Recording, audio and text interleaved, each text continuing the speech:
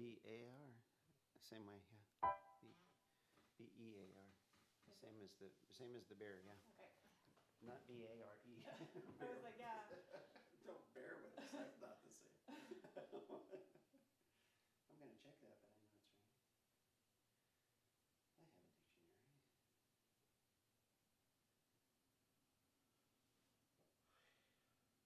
I have a dictionary. I've started recording and I started the streaming, so we can go live here Okay. anytime. You tell me when.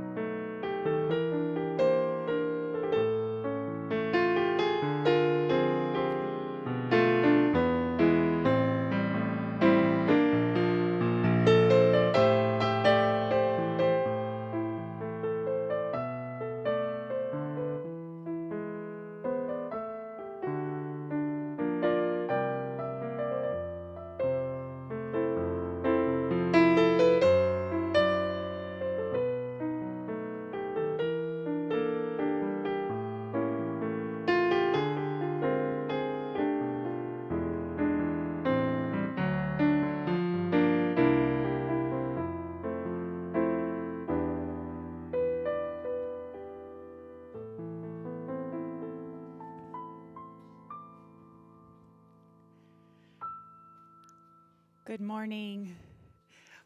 This is really awkward, but my name is Reverend Kylie Renner, and on behalf of the entire One Spiritual Center, I want to welcome you this morning to my living room, literally. Thank you for joining me today. It feels so essential that we come together in community and remembering right now in this time of so much change, and I am just grateful for the blessing of technology that allows us to stay connected through space and time. So thank you. I am completely aware that this is totally awkward and possibly a unmitigated disaster. But what I know is that there's deep love, and I just want to actually acknowledge how grateful I am for the outpouring of love and support from our community when we made this decision to not have in-person services. I'm super grateful for Sid for being willing to join me here this morning, volunteering his time so that we can keep on serving you, because I don't know about you, but I've been finding it a little bit difficult to find my center. So here we are. This is your community. This is your center. And I know I intend that we all feel better after this than when we started. So I am going to invite you to join me as we anchor in prayer, because I am nervous unnecessarily, and prayer helps. So here we go. So I just am inviting you to take this opportunity to center yourself. Wherever you find yourself today, to find that place inside that knows that it knows.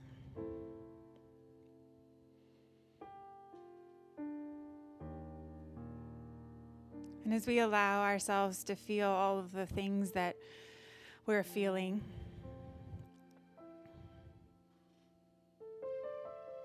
I just recognize that the power and the presence of the One is in and amongst all of it. It is in and amongst the feelings of fear and anxiety. It is in and amongst the feelings of gratitude and peace. It is in all of the unknowing. It's in all of it. And I just recognize that One that connects us all, moving through this day in this time that we get to share together with a beauty and a peace that is bigger than any one of us.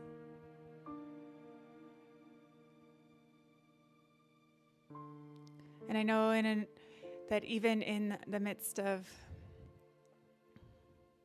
all of this disturbance, that there is still spring. And there is still this beautiful day, and there is still this breath.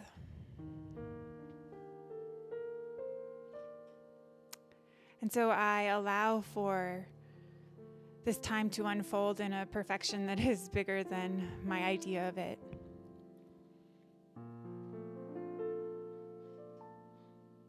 And I know that we are blessed. I know that we are in this together. And I know that we are one. And so I just let it be. And so it is.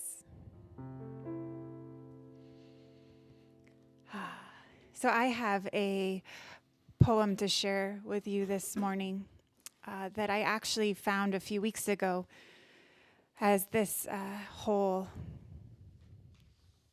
situation started to become clear, and we were first started being asked to wash our hands. And it's a little long, but I found it moving, and every time I read it, it in fact makes me tear up. So this is a piece that was written by Dory Midnight. We are humans relearning to wash our hands. Washing our hands is an act of love. Washing our hands is an act of care. Washing our hands is an act that puts the hypervigilant body at ease. Washing our hands helps us return to ourselves by washing away what does not serve. Wash your hands like you're washing the only teacup left that your great-grandmother carried across the ocean.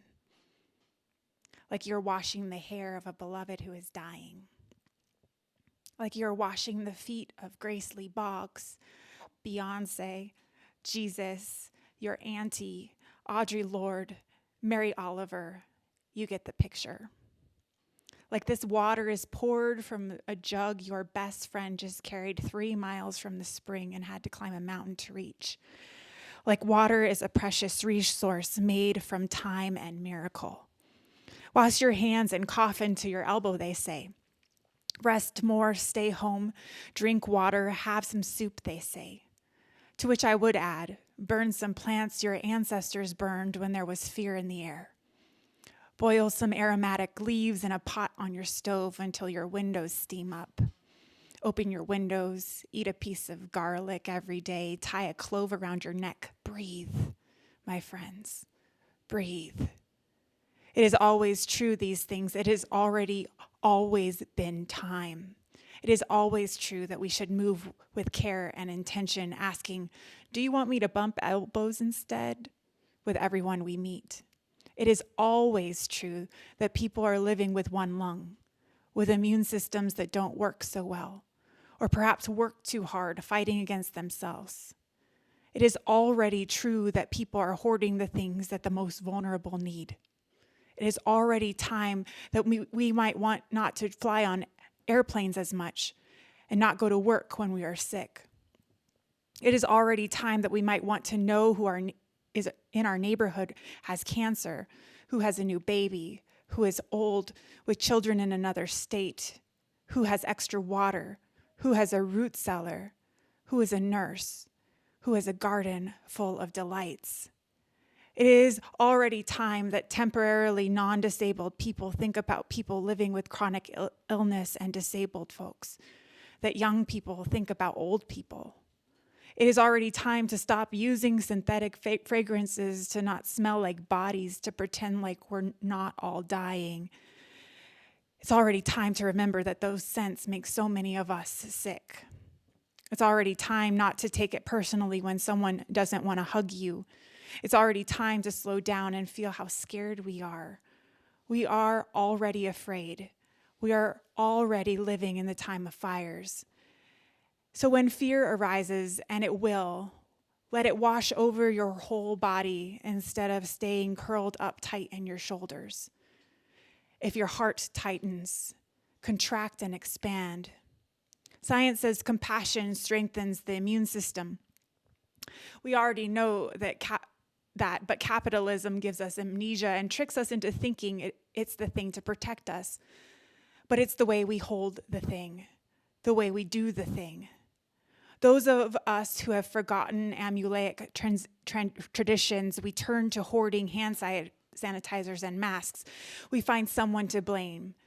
We think that will help. Want to blame something. Blame capitalism. Blame patriarchy. Blame white supremacy. It's already time to remember, to hang garlic on our doors, to dip our handkerchiefs in thyme tea, to rub salt on our feet, to pray the rosary, kiss the mezuzah, cleanse with an egg in the middle of the night. And in the middle of the night, when you wake up with a terror in your belly, it's time to think about stardust and geological time, redwoods and dance parties and mushrooms remediating toxic soil. It is time to care for one another, to pray over water, to wash away fear every time we wash our hands. And so we're just going to take this sense of it already being time, take in all that we are learning and being in this moment, and we're going to allow the meditation to move us.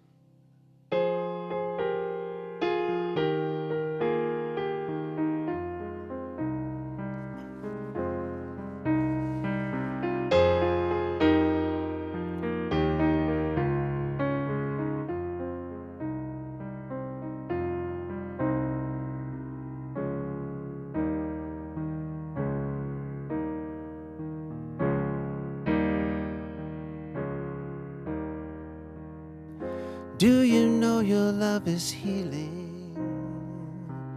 It's such a beautiful feeling.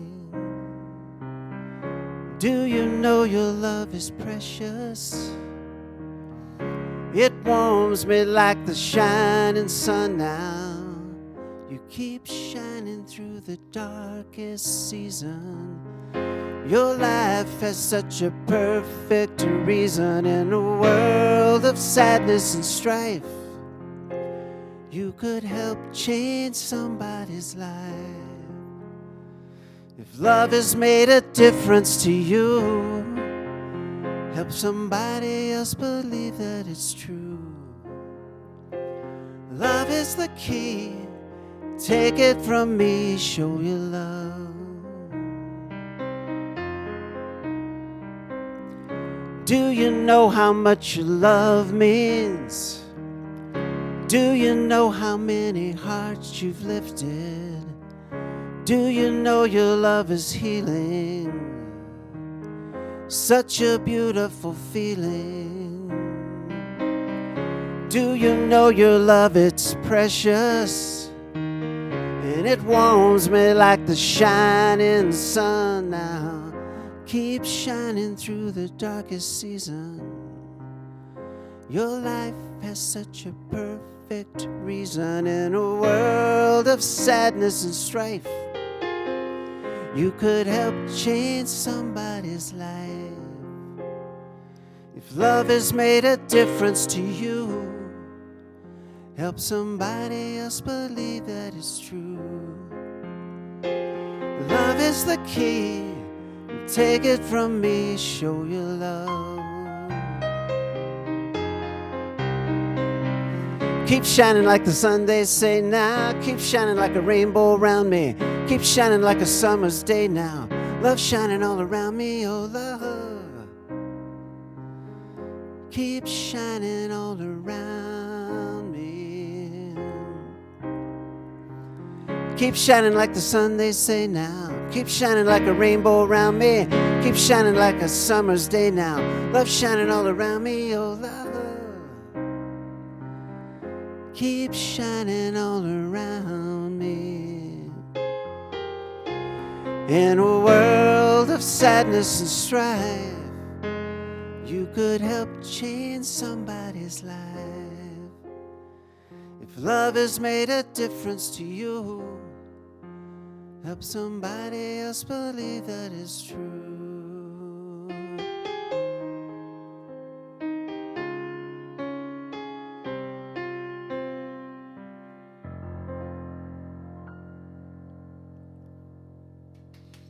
Thank you. Thank you, Albuquerque. Oh, thank you, Sid. What a beautiful song. Yeah, this is partially like sitting in my living room with my best friend and partially really awkward. So here we are. Yeah, All right. So I first want to just acknowledge that it is completely and totally normal to be feeling fear. It is legitimate. It is powerful. It is meaningful, and it is not something to be denied. And so I have to tell you that over the last few days, I've been trying to pay really close attention to the messages that we're receiving, especially from people who say that they are spiritual leaders and teachers. And I found it very discouraging, this idea that somehow that if we were just spiritual enough, that none of this would be affecting us in the way it is. And I want to acknowledge completely that I find that bogus. I find it bullshit. I find it disturbing and dangerous. And so I do not believe you are overreacting. I do not believe that it means that you are less spiritually evolved. I do not believe that you need to be able to find peace right now with all of that which is going on, but I do believe that we need to take care of one another. And so what I'm acknowledging is that pretending that this isn't happening isn't going to change anything. And so some of the things that we're doing, like not having in-person services, are an expression of our care. They're an expression of our love. They're an expression of the oneness that we believe we believe to be true. And everything that we're doing as an expression to let our lives be disturbed, choosing to let our lives be disturbed in order to keep the rate of spread of this virus slower is incredibly important. And so I want to acknowledge the love that you are expressing as a community, as individuals. And I also want to call out the bullshit that says, that fear is the pandemic, not the virus, and that the people who are using pithy acronyms to make virus into something spiritual and asking us to spread the virus of love, honestly, it's gross. Stop it. I mean it. Stop it. So one of the things that I'm becoming clearer and clearer is that we as humans are actually really do know how to care for one another. Like we do know how to disturb our lives to make these changes so that we can care for one another. And so when I was thinking about that, I came to mind this old story that I had heard many years ago about a young man who came to a monastery and to talk to the abbot about becoming a monk there. And he told the abbot that he wanted to be a monk, but he hadn't learned anything in life, that his father had taught him to play chess, but that wasn't, in fact, something that would lead him to enlightenment. And so he also had been told that games were a sin. And so the abbot said, well, they may be a sin, but they are also could be a diversion. Who knows? And in this monastery, we believe that there needs to be a little of both. And so the abbot asked for a chessboard and sent for a monk and told him to play this young man in chess. But before the game began, he added, although we need diversion, we cannot allow everyone to play chess the whole time. So we only have the best players here. If our monk loses to you, he will leave the monastery and his place instead will be yours. And the abbot was serious. And the young man knew he was playing for his life. And so he broke into a cold sweat. And the chessboard became the center of the world. The monk began badly. And the young man attacked and then saw the saintly look on the other man's face at that moment, and he began to play badly on purpose. After all, he would rather lose, and this monk had had his place in this monastery for years. And so suddenly, because the young man was focused so clearly on this chessboard, the abbot came by and threw the chessboard on the floor. He said to the young man, you have learned far more than was taught to you, he said. You concentrated yourself enough to win. Were capable of fighting for that which you desire. But then you had the compassion and were willing to make a sacrifice in the name of a noble cause. Welcome. Welcome to the monastery, because the secret of life is to know how to balance these two things. Your discipline with your compassion.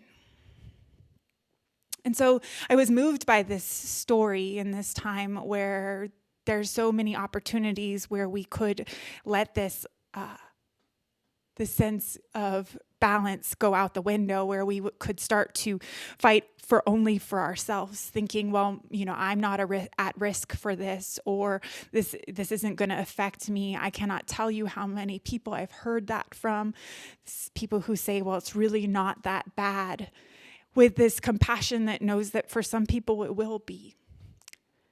And it might not be us, we don't know. But every act of love that we participate in, every time that we are willing to balance our compassion with our discipline, we have committed more deeply to what we know to be true, is that we really belong to one another. And so I've been greatly inspired by how willing people have been actually to step into this. And I'm incredibly grateful for the One Spiritual Center community, because I had not received one bit of negative feedback that we should have just had more faith and kept having services. Y'all really understand that this is about love, that these disruptions are about love, not about anything else. And so one of the things I was thinking about as I was thinking about this emergence of all of this love all around, where people are just stepping up to take care of our elders, to make sure that they are cared for, that are stepping away from these things that could potentially spread this virus more quickly, that there's this also this very deep sense that we're becoming more and more clear about the systems that are broken, that all of the things that are being disturbed are affecting a lot of people in ways that we don't even understand yet. People are going and not having income. They are having a level of fear and isolation come up. There's all kinds of unknowns that are happening. And what I recognize is that this level of disruption that we're experiencing, I don't believe has been experienced for many generations in this country. And normal things that have become parts of people's entire lives are just not there for them now, including randomly toilet paper. And so the normal ways that we socialize and watch television or sports on TV just aren't there. And so as things get disturbed, what I recognize is that they become weirder and weirder. So I don't know how to tell you this, but I don't think things are gonna get any less weird anytime soon. And honestly, I want to tell you, I'm not sure that that's a bad thing. And this is why I want to tell you that I'm not sure it's a bad thing, is that when things are weird, when we're out of our we can't find a pattern, when we don't know what's going to happen, we actually have this time in which we can look at the systems that are broken and really commit to doing some things differently. We're not going to hit some point of stability or normality, and things are going to look really different on the other side of this. I don't know what that looks like. And I wish I had prophetic eyes to tell you that this is what it was going to look like on the other side. But what I do know is that as it gets weirder, as we get more and more uncomfortable, as we get more and more out of the old patterns and the things that feel normal, that our human mind is going to start to keep on telling us that something is going drastically wrong, which on one level it is. And I acknowledge that on one level this is something going drastically wrong, but I also acknowledge that sometimes it takes this great of a disturbance to set us on a new trajectory. And I think that if we can put our focus, as that reading so beautifully said earlier, on that bigger timeline, not just this next few weeks, but the bigger time of in 5 years, what the world is going to look like, because we finally made the decision that everyone gets health care, because we finally made the decision that we need to care for our elders, because we finally made the decision that no child should be hungry, when we finally made all of those decisions, I can see, and it brings tears to my eyes, that's the trajectory we can set in motion, because so many people are waking up to the fact that these systems simply do not work. And so when this framework that makes us feel so safe and secure is tumbling, it's really important for us to be able to remember that there is something bigger going on. And you will have heard me say that for the last 12 years over and over, that we have to remember that in the midst of everything, there's something bigger going on. And our opportunity, an opportunity we are being given is that we have an opportunity to change patterns, and it is our job to watch for the opportunities and to lead us as a collective in this brand new way and healthy trajectory. We get to be the leaders in this. So I've been asking myself, over the last few days, if I could take a longer view about what is happening right now, like what do I want the world to look like on the other side of this? And wherever I see the gap, wherever I see an opening where people are all of a sudden aware that if the schools are closed, that a lot of kids no longer have consistent food. Wherever I see that opening, it is my job then to pour as much truth and wisdom and health into a new possibility there. Where when we come out of this, we have an awakening and an awareness that we have to do better. Like that just is simply unacceptable. And we have this gift to give because we are willing to acknowledge that life will look different after this. And we will have lots to grieve. I am certain of that. I am certain we will have lost a lot. And it will be uncomfortable, and it will not be normal. But I also acknowledge that we're in this together. And I also acknowledge that as individuals, we've all gone through disturbances like this on an individual level where everything has changed. Where these, like, because of loss, because of grief, because of something falling apart dramatically in our lives, that we have already gone through this as individuals, but right now we're going through it together, which is fascinating. My dad, when I was talking to him earlier in the week, we talked about it kind of being like a hurricane and a tsunami hitting at the same time all over the world and in slow motion. And that image stuck with me because what I acknowledge is that we've done this individually, this walk of putting things back together after they've fallen apart.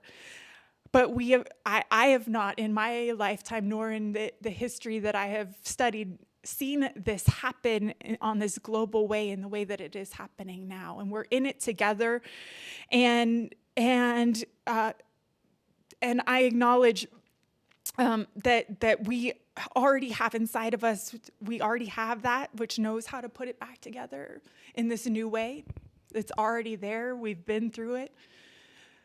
So I want to also acknowledge that some people are definitely more vulnerable and are experiencing this in a way that I won't be able to imagine. And I want you to know that we are here for you as a community, that prayer support is available. We're ready to go shopping for you and pick up your prescriptions and to do whatever it is that we can do to make sure that we're alleviating at least some of the anxiety that you may be experiencing. We're committed to that on every level, so reach out. And in the midst of all of this, spring. And I was on a walk this morning looking at the cherry blossoms that have started and the daffodils that are coming up and how lush the ground feels because we had this gigantic rainstorm in our neighborhood a few days ago. And there's still puddles. We would call that gully washer where I'm from. And in the midst of all of this, there's all of these reminders that somehow it's gonna all be okay. And so I am gonna just invite us all to take care of one another and to also look with a longer gaze than maybe we have been, mostly because our short vision isn't going to take us far enough. In the short term, we take care of one another, and the longer gaze is about what is it that we can create now? What is it that we can create, and we can start imagining the future we want to live in? And also, I'm certain I'm going to miss some people in this, but I'm sending special prayers out to the people in the front lines of this. The doctors, the nurses, the hospital staff, but also the grocery store workers. Yeah, we are putting some people's lives at risk right now. I was thinking about the truck drivers that are keeping those trucks moving so that people can get the things they need to be getting. I am certain that there's a lot more people out there, the chaplains, the staff that are working at our doctor's offices, and I my heart and my love and my prayers are with everyone as we figure out how to navigate this together. So,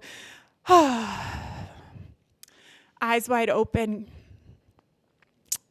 filled with love, and being willing to care for one another. I think that's what this is all about.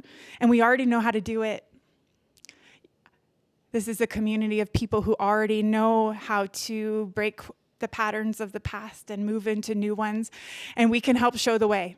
So maybe there's people in our world that don't know that that's possible, and like that song that sang earlier, it's our job to make sure that they know that love will continue to guide the way, even if they don't know how it's going to work. So I'm going to ask Sid to play some music as we sing into our prayer.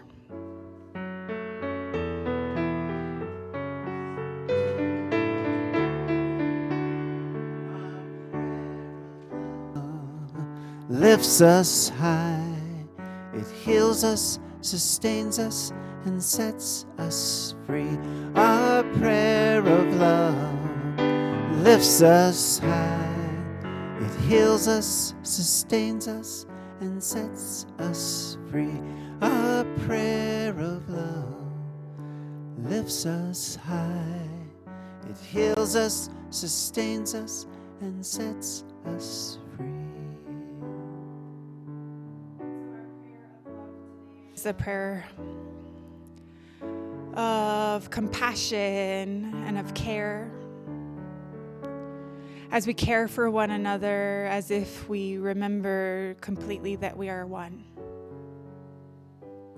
And so your health is my health, and my health is your health, and your well-being is my well-being, and my well-being is yours, and your prayer is my prayer, and my prayer is your prayer. And as we let that oneness guide us, I just know that we will be continuously guided into how it is that we can best care for one another, how we can best care for this vision that gets to emerge now, this vision that allows the collective to be led on a new trajectory, a healthy one in which we are able to care for one another on a level that is representative of our values in the deepest way, where people have enough to eat, where they feel safe, where they feel healthy and cared for. And there's no way to know what this is all going to look like. We've thrown normalcy and predictability out the window. And so we allow ourselves to navigate this time with a deep sense of compassion for ourselves, for all of the things that show up, for our anxiety, for our fear, because they are part of being in this time. They are part of the process. They are natural. They are not outside of God. And so as we allow ourselves to be guided, I know that beauty will show up in unpredictable and unanticipated ways. Love will show up in places we didn't know it was possible. And from that love, this new reality will be born.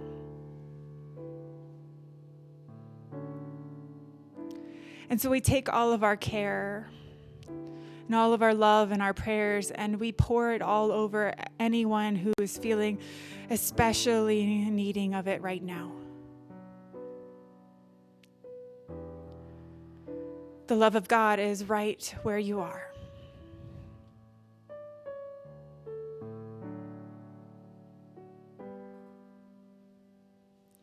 And we're in this together. You are not alone.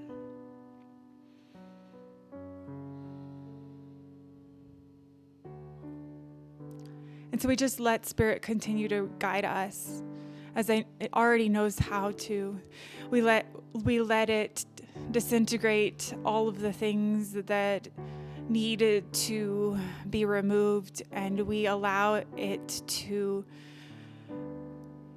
rebuild whatever it is that gets to be built on a new framework. A framework that is built on love. And this is my prayer. And so I let go into it, and I let it be. And so it is.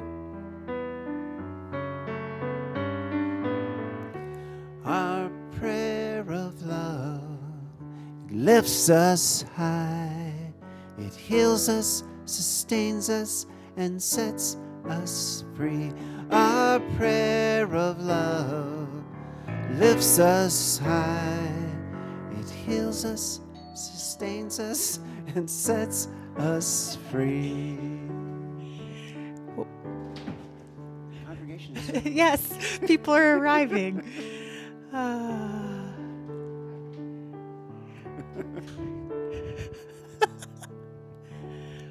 Perfect. special music. Special music. Our It's special a very guest. our special guests for guest special this music. morning, could not make it.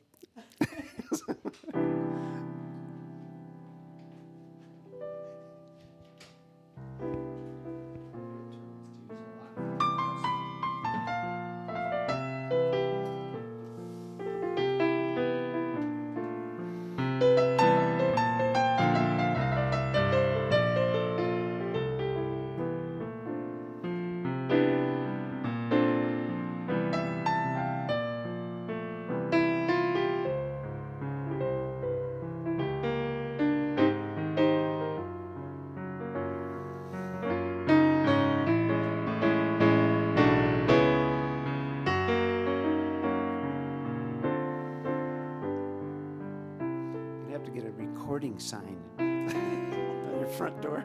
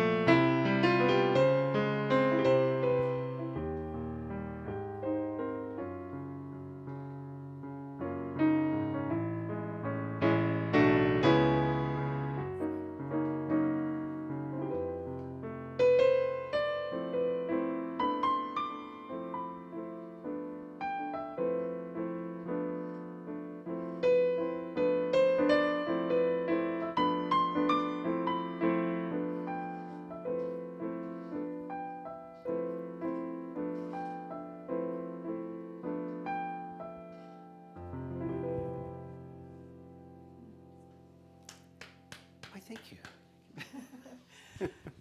Thank you so much, and thank you for volunteering your time today. There are a couple things. First want to say that we'd appreciate any kind of donations that people could make. One, because we want to make sure that when we come out of this, that we can keep going as a community.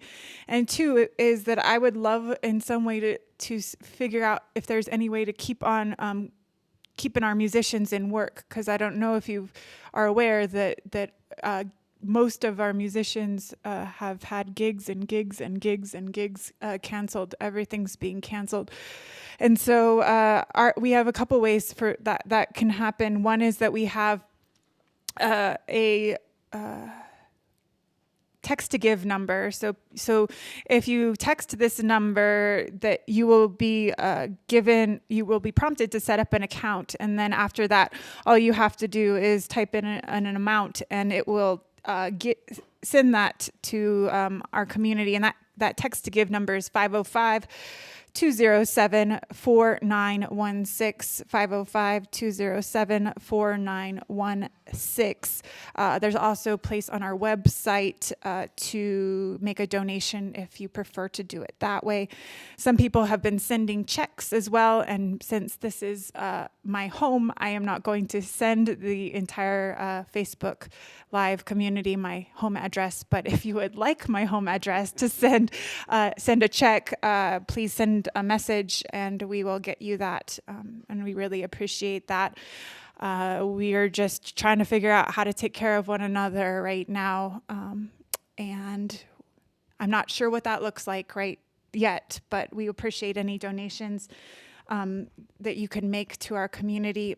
So I have several announcements. One is that if you are not already signed up for our email newsletter, please go on over to our website, onespiritualcenter.org, and sign up there. That's where we'll be giving you updates about what's going to be happening for services. And since all things are kind of up in the air now, that's where we'll be announcing when we start meeting in person again. And all of those details. Also, we'll be giving updates about our volunteer opportunities. I'm not certain yet what's happening with Community of Hope next week, but it looks like we will probably be cooking a meal that will be distributed. So if you're still interested in helping with that. I'm sorry to interrupt. Go ahead. They will probably, the plan now is to serve the food, maybe not have the service. Okay. So we will be making food next Saturday that will be going to the hungry and homeless. And as you may understand, right now is in even putting them in an even more vulnerable position than they were before all of this. So please, if you're interested in helping with that or making a donation, a monetary donation, please do so. That'll help us make that happen. And then as far as I know right now, I've received an email from Roadrunner Food Bank that they are still operating and can use the help, because as you can imagine, there are a lot of people who are in need of the help that the food bank is offering right now. So if you are well and able to join us for that, please do. And I will make sure to get updates to you, though, because things, as you may imagine, are changing rapidly and daily. So that is, I believe, the announcements I have right now. I guess the last thing I want to say is that if you need some sort of help, if you need us to go grocery shopping or the pharmacy for you, or you need food or toilet paper, or there's something that you are in need of, please, please, please reach out. We will figure out how to make it happen. That's what we're here for. This is what I'm committed my life to is this, and I'm committed to a vision of the future that I know can be different than this. So that's where I'm at. And I want to thank you for joining me in my living room today. Lovely living room. It is a lovely living room. And who knew that getting my tools out of here the whole purpose was that it could turn into church. So a TV studio. a TV studio. Yeah. So here's our closing song. Thank you. Imagine drums and bass.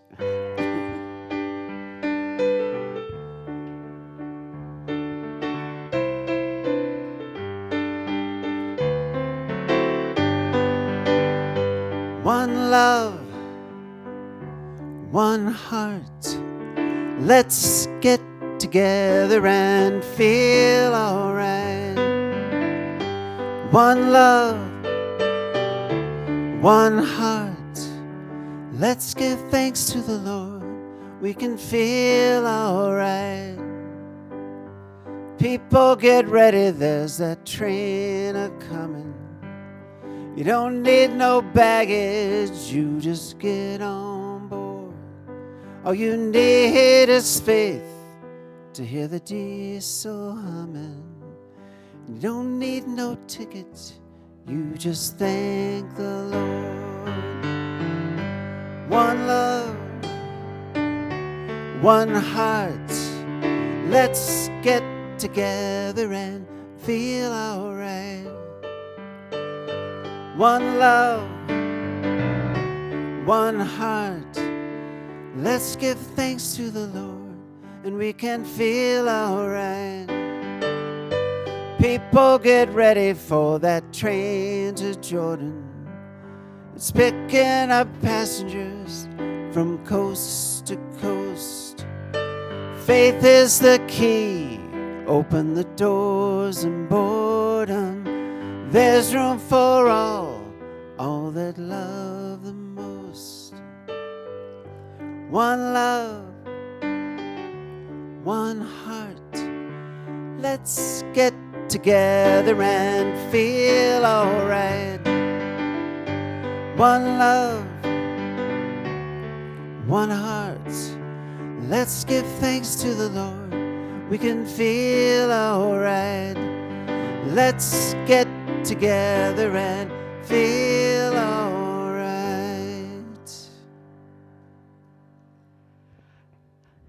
Well, not too close together. Yes. 6 feet apart. 6 feet apart.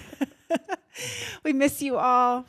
Sorry we cannot be in physical space together today, but we wish you well, and let us sing our closing blessing.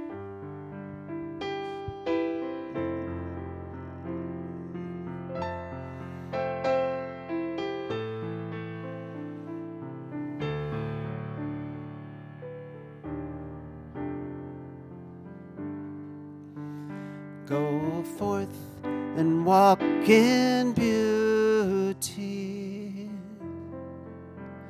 and know that we are one.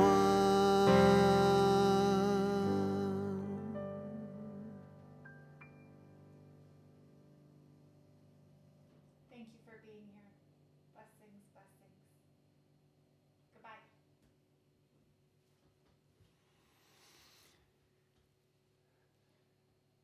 We finished it?